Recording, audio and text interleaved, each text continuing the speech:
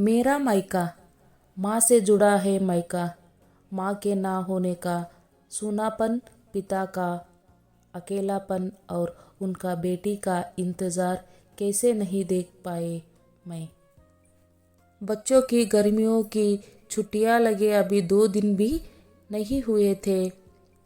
सुबह सुबह पापा का कॉल आ गया। बोले, बेटा कब आएगी? मैंने अनमन से बोल दिया, पापा कुछ पक्का नहीं है, ऋषि दूर पर गया है, उनके आने के बाद देखती हूँ। पापा की आवाज़ रुआई सी हो गई। बोले, बेटा तुम्हारी माँ नहीं है तो क्या हुआ, मैं तुम्हारा मायका तो है और मैं तो हूँ। ऋषि से बात करो और जल्दी आ जाओ। मैं, जी पापा। पापा के आगे कुछ बोल ही नहीं पाए। जब तक माँ थी उनसे रोज़ फ़ोन पर ढेरों बातें करती थी। साल में एक बार गर्मी की छुट्टियों में मैं पूरे 10 दिन के लिए मैके जाती थी। वो सुख किसी जन्नत से कम नहीं होता था। बच्चों से ज़्यादा मुझे गर्मियों की छुट्टी का इंतज़ार रहता था। पर जब से माँ गई, मेरा मैके जाने का मन ही नहीं करता। ऐसा लगता जैसे मेरा मैका ही ख़त्म हो गया।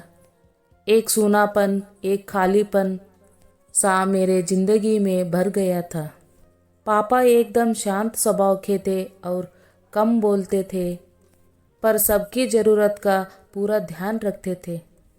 ऐसा नहीं कि मैं पापा को प्यार नहीं करती, पर बचपन से मैं माँ के ज़्यादा करीब थी।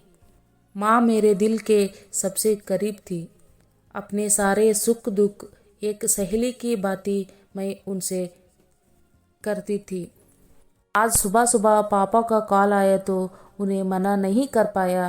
पापा का दिल रखने के लिए ऋषि से बोलकर अगले ही हफ्ते की टिकट करवा लिया और पहुंच गई मैके। जैसे ही दरवाजे पर पहुंची, माँ की याद आ गई। ऐसा लगा जैसे वो अभी बाहर निकलकर मुझे गले लगाएगी। सोच के आंखें भर आई। किंतु आज माँ की जगह पापा, भाई, भाभी इंतज़ार कर रहे थे। सालों बाद पापा को गले लगा के खूब रोई। पापा ने अपने आंसू छुपाते हुए प्यार से मेरे सिर पर हाथ फेरा तो दिल थोड़ा हल्का हो गया। बहुत दिन बाद पापा को देखा, कमज़ोर लग रहे थे। वैसे तो भाई, भाभी और पापा सभी मेरा बहुत ध्यान रख रहे थे। बच्चे तो अपने खेल और मस्ती में व्यस्त हो गए थे, पर ना जाने क्यों मेरे नज़रें हर पल जैसे माँ को ही ढूंढती थी। आज भी पापा पहले की तरह रोज़ खाने के बाद मेरी पसंदीदा मटका कुल्फ़ी लाना नहीं भूलते थे। भाई भी बच्चों को कभी पार्क, कभी चिड़ियाघर तो कभी बाज़ार घूमने ले जाता था। भाभी भी रोज़ मुझे पूछकर मेरी पसंद का खाना बनाती थी। सब कुछ पहले की तरह ही थी, बस माँ नहीं थी। इस बार मैके में मेरा दिल नहीं लग रहा था।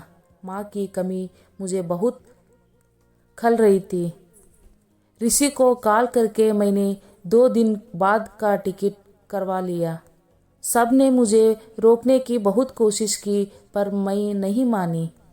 देखते ही देखते मेरे जाने का समय आ गया। आज शाम की ट्रेन से मेरी घर वापसी थी। मैंने सामान पैक करके रख लिया था, बस पापा का इंतज़ार कर रही थी। पापा ना जाने सुबह से बिना बताए कहाँ चले गए थे। उनका मोबाइल भी नहीं लग रहा था। मन घबरा रहा था, बिना बताए आखिर गए कहाँ। इधर मेरी ट्रेन का समय भी होता जा रहा था। समझ नहीं आ रहा था कि क्या करूँ। तभी पापा का कॉल आया। बोले, गुड़िया तुम लोग स्टेशन पहुँच जाओ, मैं सीधे वहीं पहुँच रहा हूँ। हम लोग स्टेशन पहुँच गए। ट्रेन सही समय पर थी। पापा स्टेशन पर हमारा इंतज़ार कर रहे थे। उनके साथ में एक बॉक्स था।